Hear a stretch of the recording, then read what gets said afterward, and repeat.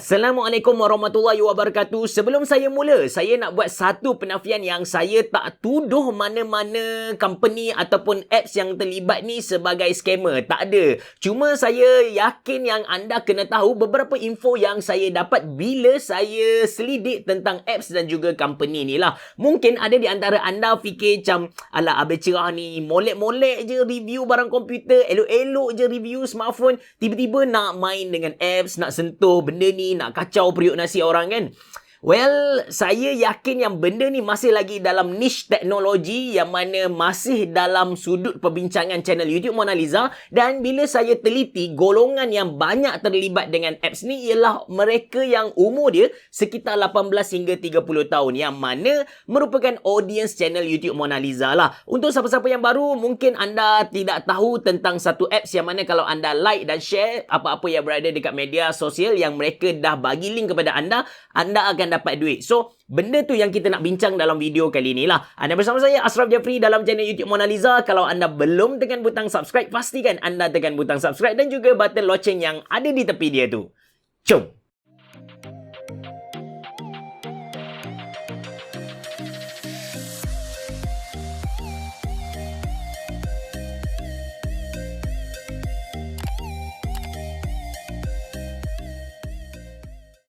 Actually, ada banyak company yang jalankan benda yang sama. Maksudnya, anda like, lepas tu share link yang mereka bagi dan anda akan dapat upah lah. Tapi untuk video kali ni, kita akan fokus kepada satu company iaitu Revoritz IT Solution Sendirian Berhad. So, saya cek dia punya SSM. SSM ni ialah surat beranak untuk mana-mana company. Bila saya cek dia punya SSM dia baru sahaja dibuat pada bulan 7 yang lepas. Yes, anda tak salah dengar, bulan Julai 2020. Jadi, berdasarkan SSM dia tu, kita tak dapat banyak info termasuk dengan financial report. Kita tak tahu dia untung ke, dia rugi ke, berapa banyak yang dibelanjakan, berapa aset dia, kita tak dapat tahulah. Cuma dari SSM dia, kita dapati yang dia punya nature of business tu advertising. So, kenalah dengan apa yang mereka buat. Then, saya cek pula dia punya website iaitu Revoritz to You. Sama juga, tarikh website dia dibuat sangat-sangat baru, which is 21 Ogos 2020. Then saya cek dekat website score, sebab company advertisement kan, saya expect dia punya score tu memang tinggi lah kan, but hasil dia memang hampir. Saya test dengan GT Matrix, score dia F kot. Dengan staff yang ramai gila, takkan dia punya score website F macam tu kan. Oh, sebut tentang staff ramai tu, saya berpandu kan, saya rujuk dia punya official video dekat YouTube, ataupun kita panggil dia sebagai commercial video lah. So dalam video tu, dia proud, dia bangga kan, dia punya staff tu ramai. Lepas tu dia ada senior engineer yang tengok dia punya sistem bagai itulah. That's why bila saya check dia punya website, saya check dia punya score website, saya agak terkilan sebab dia punya skor memang sangat rendah untuk sebuah syarikat yang memang fokus kepada advertisement ataupun digital marketing ni lah. But it's okay, saya husnuzon, saya cuba bersangka baik. Mungkin dia punya website tu dibuat oleh pelajar praktikal, that's why dia punya kualiti macam tu lah. So, saya jalan-jalan lagi dekat mereka punya website, saya tengok dekat testimoni tu, saya terfikir, why not aku buat reverse search dia punya image tu. So, saya snip gambar Mamat ni, Mamat Chinese ni, saya snip gambar, saya buat reverse search dekat Google. Saya dapati satu benda yang sangat menarik, yang mana gambar ni bukanlah gambar original Revoritz to You, tapi gambar yang memang dah ada dekat internet lah. Anda boleh tengok website yang saya tunjuk kepada anda. Website ini, Baidu ni, dah ada pun gambar Mamat tu, dan website ini dibuat dari tahun 2011. So, kalau kita fikir logik, takkanlah website 2011 copy website 2020. Is something fishy lah dekat sini. Benda ni dah jadi satu benda yang tak pasti, satu benda yang tak jelas. So, kalau kita bercakap dari sudut seorang Islam, seorang Muslim, so benda ni dah masuk dalam hukum gharar, benda yang tak jelas, automatik transaksi yang berlaku ialah transaksi yang tak sah lah kan. Okey, itu part yang pertama. Sekarang kita berpindah ke part kedua. Kalau tadi kita bincang tentang company tu sendiri, tapi sekarang kita nak bincang tentang servis yang ditawarkan oleh company ni lah. So, kalau kita check Revoritz to You ataupun Revoritz IT Solution Sendirian Berhad ni, dia tawarkan menawarkan khidmat marketing, khidmat digital advertisement, yang mana katakan ada satu klien McDonald sebagai contoh, dia nak up dia punya post, dia nak boost dia punya post supaya ramai orang nampak dia punya post. Jadi dia pun McDonald tadi dia akan bayar dekat Revorix to you, dan Revorix to you dia akan bayar kepada user-user yang buat like share tadilah kepada pengguna-pengguna dia, yang mana kalau pengguna dia buat tu dia bagi upah RM1, RM1.50, RM2 ikut kepada dia punya package lah. So kalau kita tengok dekat sini, dia punya money flow ataupun aliran tunai tu dia berlaku dari McDonald bayar dekat Revorix to you, lepas tu dari Revorix to you dia bayar kepada user apps dia tadilah. So tu aliran duit dia. Jadi saya fikir why not aku cuba iklankan aku punya produk dekat Revorix to you ni, mana tahu aku boleh guna dia punya servis dan aku boleh tingkatkan jualan aku. Saya fikir something like that lah. Dan saya cari dekat dia punya website, saya tak jumpa satu tempat pun untuk saya apply iklan produk saya dekat mereka punya website ni lah. But it's okay, saya pun contact mereka, saya hantar email, saya kata saya berminat untuk guna servis mereka, tapi sayangnya dengan 100 orang pekerja tu tak ada seorang pun respon saya punya email. Tak apa, saya husnuzon, saya bersangka baik, mungkin mereka busy gila kot. Saya pun tak pasti, but saya pun check satu persatu task yang mereka bagi dekat user mereka. So, saya check satu, saya pun naik hairan. Kenapa link yang dibagi kepada user, task-task yang dibagi kepada user bersifat personal, bersifat individual, bukan bersifat corporate. Maksudnya, post-post yang dia suruh user dia like share tu ialah post yang merupakan post personal, bukan post company macam McDonald ke, Mona Lisa, Samurai Yakiniku, bukan. Tapi bersifat macam saya sendiri yang saya nak boost.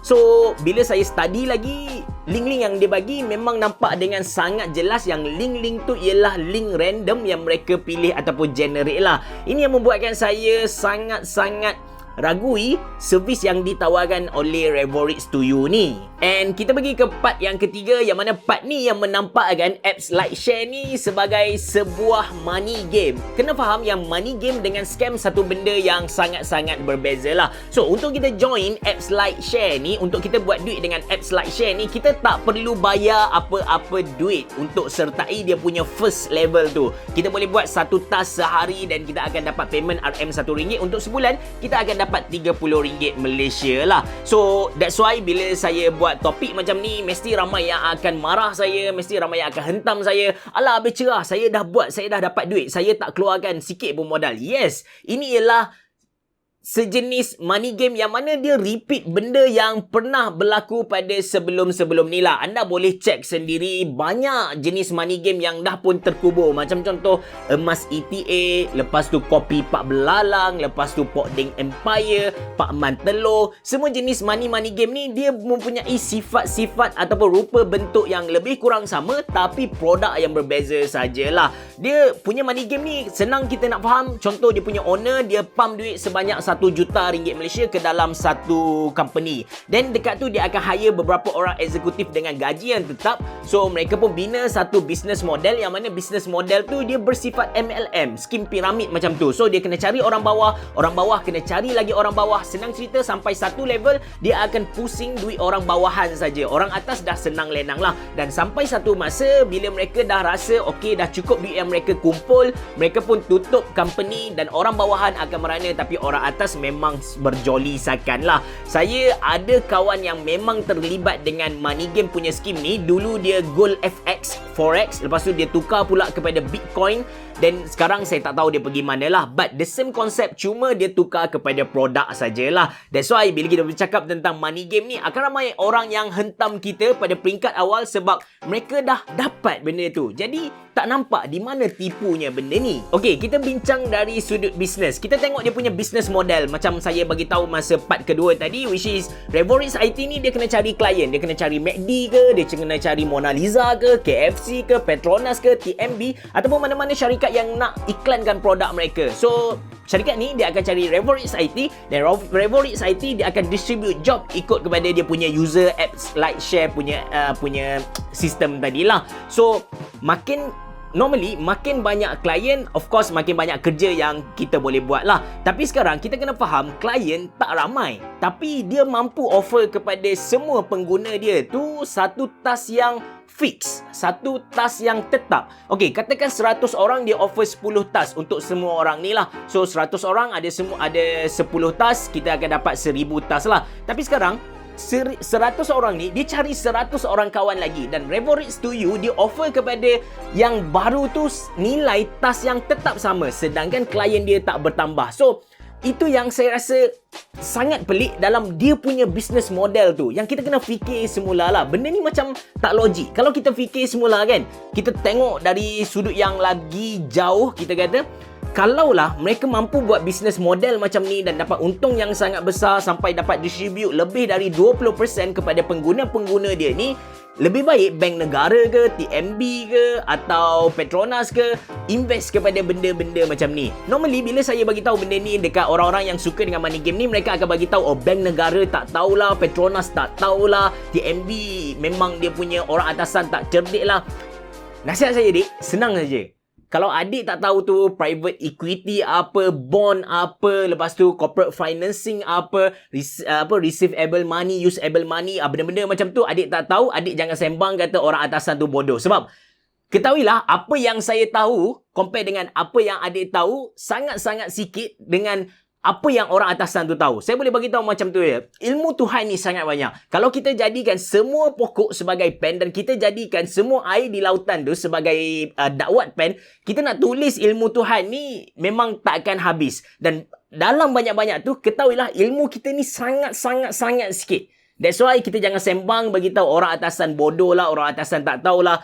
So bank negara sendiri pun dia ada invest kepada beberapa private equity dan sebagainya. Dan kalaulah benda ni memang boleh bagi pulangan yang besar, sepatutnya bank negara dia akan invest kepada benda-benda macam ni. So ini yang kita kena fikirlah. Okey, sebut tentang payment ni, saya check juga macam mana Revoreach Studio ni bayar kepada user-user yang dah boleh cash out duit mereka. Sebut tentang cash out duit, kalau dulu masa awal-awal benda ni ada, siapa yang dah ada 20 point mereka dah boleh cash out duit. Tapi sekarang disebabkan user bertambah, jadi siapa yang ada 100 point baru boleh cash out duit lah. Dan saya yakin yang mana benda ni dia akan bertambah, time by time dia akan bertambah. Mungkin 150 point, mungkin 200 point, ikut kepada bilangan user yang join benda ni lah. Sebab apa? Sebab mereka nak rolling duit user yang dah buat ni untuk cover user yang nak claim lah. Okay, itu sebut tentang cash out lah. Dan balik pada topik kita, saya dah check macam mana Revoreach Studio ni bayar kepada user. Mereka guna beberapa account yang tak ada kena-mengena dengan Revoreach Studio. Ini something yang fishy untuk sebuah company yang dia claim Southeast Asian, sebuah company yang besar gila. Sebab normally untuk company yang besar, mereka nak duit yang masuk dan duit yang keluar, cash in dan cash out tu balance. So sekarang kalau kita fikir balik, bila kita nak upgrade level, kita nak pergi kepada Oscar, Superstar dan sebagainya tu, kita kena bayar ke Revoreach Studio. Tapi bila time terima payment, kita terima dari company-company yang berbeza. Kalau company ni ialah company marketing agency, saya boleh accept sebab ni ialah salah satu cara untuk kita lari dari bayar cukai lah. Tapi kalau kita tengok company-company yang dia guna ni, ada company kosmetik, ada company repairing, which is memang company yang tak bersangkut paut dengan marketing ni lah. That's why benda ni agak meragukan. Dan normally bila kita tengok kepada bentuk-bentuk money game ni, normally dia memang macam tu. Company yang kena bayar ialah company lain, dan company yang bayar ialah company-company yang berbeza. Sebab company-company ni kita panggil dia sebagai dummy company lah. So bila kita sembang bab money game ni, halal ke haram, bagus ke tak, basically kita kena faham yang money game ni bukanlah scam. Cuma kebanyakan money game ni dia akan guna sistem MLM. Dan bagi saya, bila mana sesebuah bisnes tu kalau dia guna sistem MLM, kebanyakan dia akan menganiaya orang bawahan dia lah. So kalau anda tanya saya akan buat ataupun tak, jawab saya tak akan buat lah benda ni. Cuma let's say anda tak setuju apa yang saya cerita sepanjang video ni, saya ada satu nasihat yang saya rasa berguna untuk adik-adik di luar sana. Katakan, okey, kenapa saya nak bagi nasihat ni? Sebab saya dah pernah join money game dan saya dah pernah rugi dengan dia. Masa mula-mula saya balik Malaysia dari Jepun, saya join satu money game iaitu emas ETA. Kita bayar harga emas pada katakan saya bayar pada bulan ni, saya akan dapat emas pada bulan depan dengan harga yang dah naik. Katakan saya bayar RM10,000, saya akan dapat RM12,000. Dan mula-mula saya masuk dengan RM8,000, saya dapat RM10,000. Saya masuk RM10,000, saya dapat RM13,000. Saya masuk RM13,000, saya dapat RM16,000. Dan ketika tu saya fikir, benda ni okey ni. So saya pun pergi bank, saya pergi buat loan RM60,000 Malaysia, saya masuk dan saya dapat RM80,000. Bila dah masuk RM80,000, sebab kita dah tamak, kita dah macam, benda ni memang betul, kita dah yakin gila-gila. So kita pun masuk. Saya pun masuk lagi. Masuk je RM80,000, tak sampai sebulan duit saya hilang. Company tu tutup. Tak tahu gimana lah. So, walaupun sebelum tu, company tu memang ada. Memang kita pergi dekat situ, ada pejabat dia cantik-cantik semua. Orang dia pakai kopiah. Memang beriman habislah kita tengok. And kita tengok dia memang mustahil dia tipu. Tapi itulah kehidupan kan. Duit ni memang buat kita jadi rabun mata, something like that. Orang yang selalu kita sanjung, tengok-tengok dia yang tipu kita. So, nasihat saya macam ni je, adik. Kalau adik masih lagi nak teruskan apa yang adik buat sekarang, adik nak join apps like dan share, adik yakin yang benda ni tak tipu sekalipun, dan adik dah dapat duit banyak gila daripada benda ni, nasihat saya satu saja, iaitu jangan tamak. Itu saja. Maksudnya kalau adik dah join dengan harga-harga tertentu, bila dah dapat balik modal yang adik invest tadi, so jangan top up lagi. Jangan tambah lagi. Dan nasihat saya seterusnya, jangan cari orang lain. Sebab katakan saja sistem dia crash satu hari nanti, kawan adik, dia akan marah adik sebab adik cari dia lah. So, saya tak nak berlaku putus silaturahim macam kebanyakan MLM ataupun money game yang lain. So, ingat pesanan saya, jangan sesekali tamak. Kalau dah dapat balik modal, jangan tambah duit lagi. So, itu saja. Saya harap video ni dapat membantu anda. Anda boleh share video ni dekat mana-mana saja. Anda boleh download, re-upload balik. Saya tak kisah. Asalkan video ni dapat manfaat dekat seramai orang yang mungkin lah. Terima kasih kerana menonton. Bereboh. Jumpa lagi.